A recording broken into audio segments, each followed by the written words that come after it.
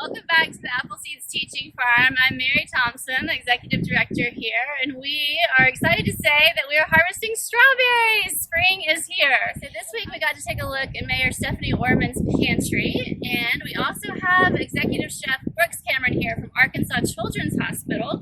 So tell us, Brooks, what did you find in her pantry, and what are you thinking you might make with our strawberries? Well, I found a little bit of peanut butter, among other things, so she's definitely ready for the pandemic. But I think we're going to make a dessert with some of these strawberries that are coming on. I want you to see what we've got growing in the high tunnel. We've got beets today. Do you think that can work into your recipe? Yeah, I think I'm going to pair these with some chocolate and the strawberries. We're going to make a brownie with a little bit of whipped cream and pairing. Beets and chocolate are a little bit different, but I thought it'd be fun, and we'll sneak a little bit of health into these brownies. We do it a lot at the hospital. You know, it's a slogan for us, but making kids better today and healthier tomorrow also really ties in with working with apple seeds. We're getting ready to make these beet brownies with the peanut butter that we found in Mayor Orman's pantry. I've gone ahead and diced and roasted some beets. We're going to puree those before we start making the actual brownie. The strawberries we've already cut and macerated in a little bit of syrup, so there'll be a garnish at the end. I don't always wear an apron, but this is definitely a food item that, you know, all it wants to do is stain things. I think this is a really great way to sneak some healthy stuff into the brownie, and just by nature of working at a children's hospital, I spend some time sneaking healthy things. Like we have a black bean cupcake at the hospital. So same thing, the peanut butter is helping with the protein there.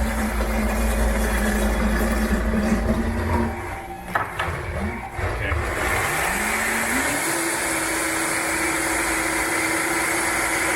We've got our 1 cup of beet puree that we need for the recipe.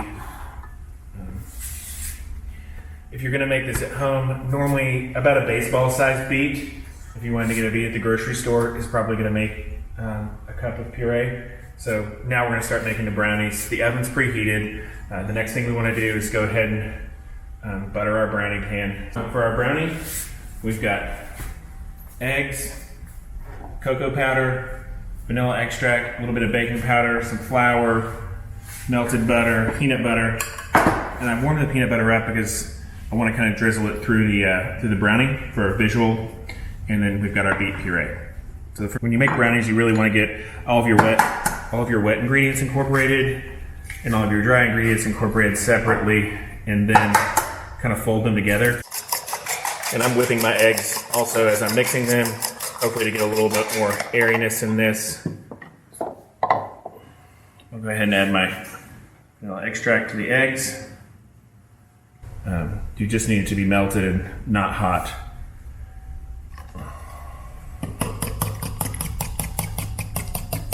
I'm going to put my flour, cocoa powder, baking powder over here. So my dry is incorporated. I'm just going to do this with a fork.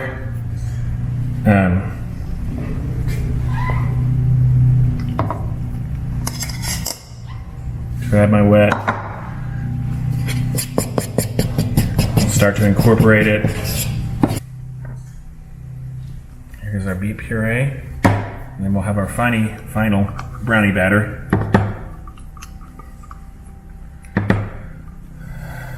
So, and I'm not sure if anyone missed this or not, but we've left the sugar out of this brownie recipe. We're going to get the sweetness that we want from the beets.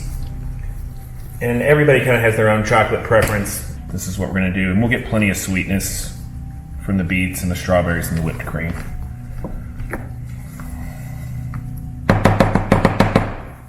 This is also fun because it gives you kind of a cool color on your brownie.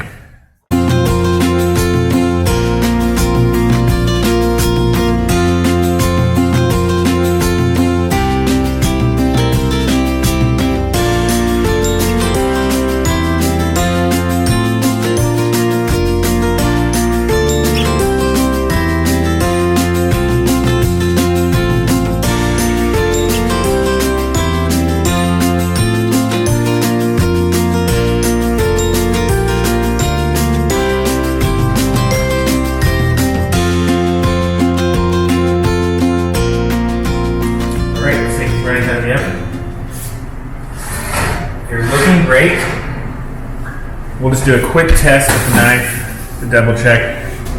But it looks great. I love the swirls on top. Okay. Nice. It almost looks like like a chocolate red velvet cake. We got some whipped cream. This has the liquid that I cooked the beets in. I put like a tablespoon in the whipped cream just to give it a little bit of pink color for some pop. The strawberries that we picked earlier, I tossed them with a little bit of sugar just to get some of the juices to start coming out. And I really like tearing herbs at the end over like pre-cutting them. You just get such a fresher flavor. And there you go. All right, we have the finished product here, starting with Mayor Orman's peanut butter from her pantry, and then apple seeds. We got beets, we got strawberries, and we threw in some whole wheat and pretty much no sugar at all for a really fabulous, healthy dessert. And we have our super taster here, June, my daughter, to tell us how we did. So you ready? Combo strawberry, whipped cream, brownie, a little mint on top. All right, let's give it a shot. Are we at a 10? 2 thumbs up? We're at 12. 12. We went over 10. Way to go.